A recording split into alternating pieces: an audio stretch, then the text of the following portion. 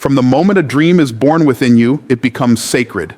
It's not just an idea, it's an assignment, a divine deposit planted in your spirit. And yet, what most people fail to understand is that dreams don't thrive in public sunlight. They grow in the quiet soil of private discipline. When God gives you a vision, it's not always for public consumption. It's for stewardship. It's for development. It's for maturation. And this is why privacy is power. In a world obsessed with oversharing, where every move must be documented, posted, liked, or retweeted, the wisest among us understand the unmatched strength of keeping our progress concealed until it's undeniable, until it can't be ignored, until it can't be undone. Because when you expose your seed too early, you invite sabotage, skepticism, and spiritual warfare you weren't designed to fight yet. There's a reason why the most impactful seasons in your life often happen in silence. Think about a seed. Before it breaks the surface of the soil, it grows roots. It digs deeper before it reaches higher. But you don't see that process. You don't hear it growing. You don't get daily updates on how the seed is doing underground. That part is hidden. That part is private. And that's what makes it powerful. Your vision is the same way. You need time in the soil. You need time in the dark, in the quiet, away from opinions, distractions, and external voices that will try to shape a dream they didn't plant. Protecting your vision means creating a sacred space where God can work on you without interruption. It means resisting the temptation to prove something prematurely to people who don't even have the capacity to understand your calling. People often share their plans because they want validation. They want applause before the curtain even rises. But applause is cheap. It costs you clarity. It robs you of focus. When you expose what you're building before it's ready, you give people the power to speak into something that's still forming. You give them access to criticize, copy, or curse what God is trying to bless in private. And worse, you risk becoming addicted to the reaction instead of committed to the result. Some people are more committed to being seen doing the work than actually doing the work. They confuse visibility with productivity. But let me tell you, what's private is powerful, and what's premature is vulnerable. When you keep your life private, you protect your energy. Not everyone deserves access to your plans. Not everyone has earned the right to see your process. Some people are only around to collect information, not to support you. Some people smile in your face but secretly hope you fail so they can feel better about their own inactivity. That's why silence is strategy. It's not weakness, it's wisdom. Privacy gives you room to pivot without explanation. It gives you the freedom to fail in peace and get back up without the pressure of performing for an audience. Your process is sacred. Your preparation is holy. And sometimes the most spiritual thing you can do is keep quiet. Do you remember how Joseph in the Bible shared his dream too soon? He had a legitimate vision from God, but he shared it prematurely with people who weren't ready or willing to celebrate him. His brothers hated him for it, and that dream cost him years of pain, betrayal, and prison. Was the dream real? Yes. Was the timing right to share it? No. And many of us suffer not because the dream is wrong, but because we mishandled the timing. We confused revelation with release. God reveals it to you in private so you can build it in silence before it's revealed to the world. There's a divine reason why the womb is private, because life must be protected while it's fragile, and your dream is no different. There's a kind of maturity that understands not everything needs to be said. Not every move needs to be announced. Not every goal needs to be shared. When you start walking in real purpose, you begin to understand that elevation requires isolation. Greatness demands discretion. And if you want to go far, you'll have to learn how to travel light, letting go of the need for approval, applause, or attention. In the silence, God sharpens your character. He purifies your motives. He strengthens your resolve, because it's not just about what you're building, it's about who you're becoming while you build it. Privacy gives you the space to be real, to struggle, to cry, to wrestle, and to grow without judgment. Keeping your life private doesn't mean you're hiding. It means you're healing. It means you're being strategic. It means you understand that not everyone can handle your process. Some people want your promise, but not your pain. They want your spotlight, but not your sacrifice. And when you keep your progress private, you protect your peace. Peace is the currency of purpose. And when your life is too public, you spend too much of it defending decisions that were never meant to be explained. You are not obligated to share everything. Social media has convinced us that transparency equals authenticity, but real authenticity is knowing what to share, when to share, and with whom. Some victories are personal. Some lessons are between you and God.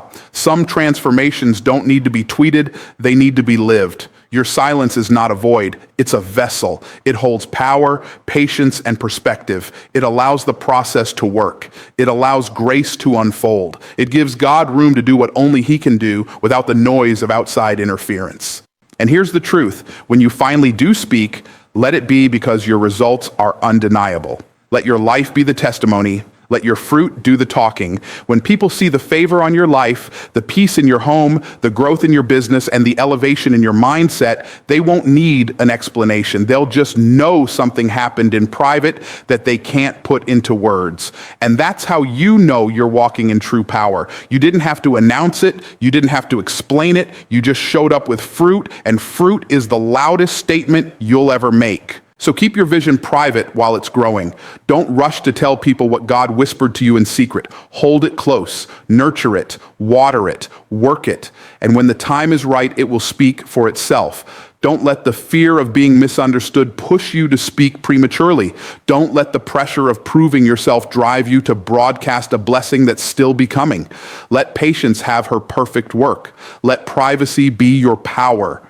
And trust that what you're building in silence will be worth the wait. God is not in a rush. He doesn't need the crowd to validate what He's doing in your life, and neither do you. Protect your peace. Guard your growth. Keep your plans sacred, because the most powerful people in the world aren't the loudest. They're the most disciplined. And discipline is forged in the fire of private devotion, private planning, and private preparation. So, as you move forward, ask yourself, what am I sharing that should still be sacred? Who am I inviting into a process that they were never called to be a part of? What noise am I allowing to disrupt the stillness where God is doing His best work in me? Your answers will reveal your next move. And your next move, if it's going to be powerful, must be made in peace, made in purpose, made in privacy. Because silence isn't weakness, it's strategy, it's strength, it's spiritual maturity. And when you learn to keep your life private, you position yourself to walk in a level of power that noise could never give you. Let your silence carry weight. Let it be the sound of something sacred being built inside of you. Wisdom is not loud. Wisdom is not flashy. Wisdom doesn't compete for attention or rush to prove a point. Wisdom is quiet, patient, and deliberate. In a world that constantly demands disclosure, where people are celebrated for how much they reveal and how quickly they do it, wisdom says, pause. Wisdom says, discern first, then decide. Wisdom says, just because you know something doesn't mean you have to say it. The mature understand that knowledge is having information, but wisdom is knowing what to do with that information, and more importantly, knowing when to do it and who to share it with, if at all. Every step in your journey doesn't require an audience. Every lesson you've learned doesn't need to be broadcast. Every blessing you've received doesn't have to be documented. There's something sacred and sovereign about the ability to withhold, not out of fear, but out of strength. Wisdom knows that timing is everything. Wisdom understands that speaking too soon, showing too much, or sharing too deeply can cost you more than it will ever bless you. Discernment is the gatekeeper of destiny. There are people who lost opportunities, relationships, and peace simply because they lacked discretion. They didn't pause to pray. They didn't wait for clarity. They reacted when they should have reflected. And this is the danger of emotional exposure. It feels right in the moment, but it often invites consequences you weren't prepared to handle. That's why wise people are not always the first to speak in a room. They're the ones watching, listening, observing. They know that the loudest voice isn't always the strongest. Sometimes the most powerful person in the room is the one who's quiet because they're calculating, they're discerning, they're choosing intention over impulse. Discernment allows you to read between the lines. It helps you see beyond the surface. Not everyone asking you questions is curious out of care. Some are collecting information they intend to use against you. Not every door that opens is a divine one. And not every compliment is sincere. Wisdom protects you from falling for the bait of temporary affirmation. It keeps you rooted in purpose rather than floating on public opinion. You begin to realize that the enemy doesn't just attack with obvious threats. Sometimes he lures with subtle flattery. He disguises sabotage as support. And when you lack wisdom, you confuse false access with genuine alliance. There is a wisdom that only comes from walking through enough storms to know when the clouds start to gather. A wisdom that knows how to keep calm when others panic. A wisdom that recognizes when to stay silent even when you know the full truth. Not because you're afraid, but because your peace is more important than being proven right. Because protecting your anointing is more valuable than winning an argument. Because staying in alignment with God is worth more than gaining approval from people. Wisdom says, ask God before you ask the crowd. It's the choice to pray instead of post, to reflect instead of react, to take your time when the world says hurry. God doesn't speak in chaos. He doesn't operate in confusion. And if your life is always loud, if you're always exposing your process before it's ready, you're going to miss the quiet voice that gives you direction.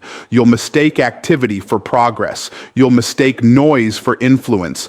But wisdom teaches you that real elevation comes in the stillness. It's the person who knows when to pull back, when to observe, when to protect what's growing, that ultimately wins. Look at how Jesus operated. He didn't explain himself to everyone. He didn't try to convince the Pharisees. He didn't argue with every critic. He chose his moments carefully. He gave answers to those who were ready to receive. He moved in purpose, not pressure. And that's the model we must learn to follow. Wisdom doesn't need validation. It doesn't need to be loud. It just needs to be applied. And when you live with wisdom, your life begins to build momentum in ways that don't even require promotion. You move in such alignment with your calling that what you didn't shout about becomes too evident to ignore. When you choose discernment over disclosure, you protect your power. Some people leak energy because they constantly give away their thoughts, plans, and emotions to people who have no capacity to hold them. They expect understanding from those who have no experience with purpose. They overexpose their heart to environments that are spiritually toxic. But wisdom says, guard your heart, not out of paranoia, but out of promise, because what God is doing in you is precious, and anything precious requires protection. You must begin to ask yourself, who do I need to stop explaining myself to? What conversations are draining me? What posts am I tempted to make that only serve my ego, not my elevation? What updates do I feel obligated to share that actually expose more than they empower?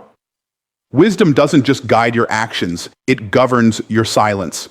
It helps you understand that not responding is sometimes the most powerful response. That withholding a detail doesn't mean you're hiding, it means you're healing. That choosing not to defend yourself doesn't mean you're guilty, it means you're grounded. Some of the most powerful breakthroughs in life come when you stop giving people access to your inner world who have not proven to be safe with your truth. Your story is sacred, your calling is holy, and your future is too valuable to be filtered through the lenses of people who haven't prayed for you, cried with you, or sacrificed anything to walk beside you. Wisdom says, everyone doesn't need to know. Everyone doesn't need to be included. Everyone isn't entitled to your next step. Silence is not a sign of weakness. It's a sign of weight, the weight of vision, the weight of calling, the weight of destiny. And here's something the wise always understand. The more you grow, the less you say. Not because you don't have something to say, but because you now understand the cost of speaking too soon, the pain of trusting too quickly, the regret of overexposing too early. Growth teaches you that clarity doesn't require commentary, that alignment doesn't always need affirmation, that purpose doesn't always need a platform. Sometimes the best move is the one made quietly. The best decision is the one prayed over, not posted about. The most powerful shift is the one that happens in your heart before anyone ever sees it with their eyes. Wisdom gives you the strength to be misunderstood and still stay focused, to be doubted and still keep building, to be criticized and still stay calm. It allows you to walk away from gossip without defending yourself, to leave a room without explaining why, and to build in silence, knowing that time will vindicate you, because when God is for you, you don't need to fight for recognition. When you are walking in divine timing, you don't need to force opportunities. Wisdom teaches you to trust the process without rushing the progress, to let the fruit speak instead of your fear. You were not created to be consumed by the opinions of people. You were created to be led by the voice of God. And when you choose discernment over disclosure, you position yourself to hear that voice more clearly. You create space for divine downloads. You begin to move with a confidence that doesn't depend on being seen, but on being sent into purpose, sent into peace, sent into rooms that no announcement could have gotten you into. So today, choose wisdom. Choose silence when silence is strength. Choose discernment when disclosure would derail you. Choose to move in power, not pressure. Remember that what is revealed prematurely can be destroyed unnecessarily, but what is protected, cultivated, and prayed over in wisdom will flourish in its season. You don't owe the world your every word. You don't owe everyone your next move. You owe God your obedience. You owe yourself your peace, and you owe your destiny your discernment. Because at the end of the day, it's not the loudest life that wins, it's the life lived wisely. Let your silence be intelligent, let your discernment be divine, and let your next level be so undeniable that it speaks without you having to say a word. Elevation is not about proving your worth to the world. It's about becoming who you were always destined to be in silence, in stillness, in the places nobody applauds. Real growth, the kind that changes your life forever, doesn't begin with noise. It begins in the dark. Seeds don't sprout under bright lights. They develop under the soil, buried, unseen, and uncelebrated. But given time, nourishment, and protection, that seed pushes through. That's elevation. It's the quiet transformation that becomes impossible to ignore. It's not the announcement that gets you there, it's the development. And in today's loud, performative world, too many people announce things that haven't even been built yet. They talk about what's coming before they've laid a foundation. They declare success before they've endured process. But those who are truly elevated understand your results will speak so loudly you won't have to say a word. You don't need to declare every move you're making. You don't need to convince people of your potential. You don't need to explain your hustle, your vision, or your plan. What you need is discipline. What you need is consistency. What you need is silence in the face of distractions and wisdom in the presence of opportunity. Because elevation isn't an accident, it's the outcome of alignment, and alignment requires restraint. There are things you are capable of that people won't understand yet, and that's okay. There are dreams you carry that others might dismiss, and that's not your concern. Your job is not to convince. Your job is to construct. Build what you were born to build. Don't seek validation, seek fruit. Don't chase attention, chase assignment. Don't wait for permission, move in purpose. Elevation is not always visible at first. You'll be growing in places where no one is clapping. You'll be developing character while others chase clout. You'll be refining your craft in private while others go viral for noise that doesn't last. And in those moments, the temptation will be to prove that you're doing something, to post something, to show something, to say something. But elevation will whisper, "Be still." Elevation will say, "Keep watering the seed." Elevation will teach you that the process is too sacred to be exposed prematurely, that revealing your steps before their time can invite warfare that your preparation hasn't fortified you to withstand, that talking too soon can sabotage the very thing you're trying to protect. Let your fruit do the talking. You don't need to defend your decisions when your results make them undeniable. You don't need to respond to doubt when your destiny answers louder. You don't need to fight for visibility when favor is on your life. God elevates in due season, not when it's popular, not when it's easy, but when it's right. And many people delay their season of elevation because they refuse to trust the silence. They fill every quiet space with noise. They try to manufacture influence. They try to create momentum by announcing a harvest that hasn't been planted. But real power, sustainable, spiritual, lasting power, flows through patience, not panic. Elevation doesn't happen overnight. It happens in the quiet decisions, the early mornings where you choose discipline over distraction, the lonely seasons where you say no to parties and yes to purpose, the internal battles you win that no one will ever see. Every time you choose growth over comfort, you rise. Every time you protect your process instead of performing for the crowd, you rise. Every time you trust God's timing instead of forcing your own, you rise. And one day, without fanfare, without announcement, without striving, you'll realize you've been elevated. Not because you shouted, but because you stayed. Not because you were loud, but because you were loyal. Not because you were seen, but because you were steady. There's a reason some people plateau while others soar. It's not about talent. It's not about luck. It's about alignment. It's about doing the unseen work. It's about showing up when no one is watching. It's about becoming the person God can trust with what you've been praying for. That's real elevation. Not a moment, but a mindset. Not a post, but a posture. Not a highlight reel, but a hidden grind. Ask yourself, are you building a platform or are you building a legacy? Are you chasing recognition or are you becoming someone who doesn't need it? The person who is called to impact nations doesn't have to impress followers. The person who carries vision doesn't have to compete for clout. When you walk in divine purpose, you understand that your fruit will find its voice, and that voice will reach the right ears in the right season. What took years in the dark will blossom overnight in the light, but that bloom will be strong, unshakable, and rooted because it was grown the right way, silently, deeply, wisely. So protect your process. Starve the need to be seen before you're ready. Resist the urge to prove anything. You don't have to go viral to be valuable. You don't have to trend to be trusted. Let your life become the evidence. Let your work become the witness. Let your discipline become your defense. Let your consistency silence every critic. They'll ask how you did it, and your life will be the answer. You were never meant to beg for elevation. You were meant to become elevation, to carry it in your posture, your habits, your prayer life, your excellence. And here's the thing about those who rise in silence. When they show up, the room shifts, not because they demand attention, but because they carry substance. Because their elevation wasn't built on applause, it was built on anointing. That's why you don't have to market a miracle. When something is real, it will reveal itself. When something is God ordained, it won't require manipulation to move forward. It will carry its own gravity. It will draw what's meant to find you. Elevation attracts favor, not force. Look around. The people who are truly making an impact, long-term, legacy-level impact, aren't always the ones doing the most talking. They're the ones who stayed faithful when it wasn't glamorous.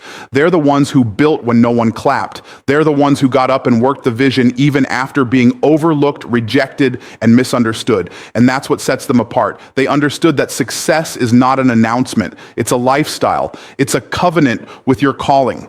It's integrity when no one's looking. It's humility when you could be bragging. It's patience when shortcuts are offered. It's silence when your ego wants to shout. If you truly want to elevate in 2025 and beyond, you've got to stop announcing and start becoming. Stop performing and start producing. Stop explaining and start executing. Let your silence become strategy. Let your focus become fierce. Let your habits become holy. Let your vision become non-negotiable. And watch how God honors what you've been doing behind the scenes. Watch how the doors begin to open that no man could have opened for you. Watch how the opportunities chase you down because you stopped chasing validation. God doesn't elevate the loud, he elevates the aligned. He doesn't respond to panic, he responds to purpose. And when you walk in alignment, you won't have to make noise. The oil on your life will do that for you. The doors that open will speak for themselves. The harvest will silence the haters. The testimony will confirm what you never had to explain. Let them doubt you. Let them overlook you. Let them underestimate you. Just keep building, keep praying, keep moving in silence, and when the time comes, your elevation will be the loudest thing in the room. So make the decision today. No more unnecessary announcements. No more public overexposure of private progress. No more seeking applause for things God hasn't finished yet. Move differently. Think differently. Let your life speak. Because when God elevates you, he doesn't need your help making it known. He will do exceedingly abundantly above all you could ask or imagine, and he'll do it in such a way that people won't remember your posts, but they'll never forget your power. Silence is the incubator of greatness. Stillness is the birthplace of strategy, and wisdom is the stairway to elevation. Walk it boldly, build it patiently, live it quietly, because your future is speaking, and it's louder than anything you could ever say.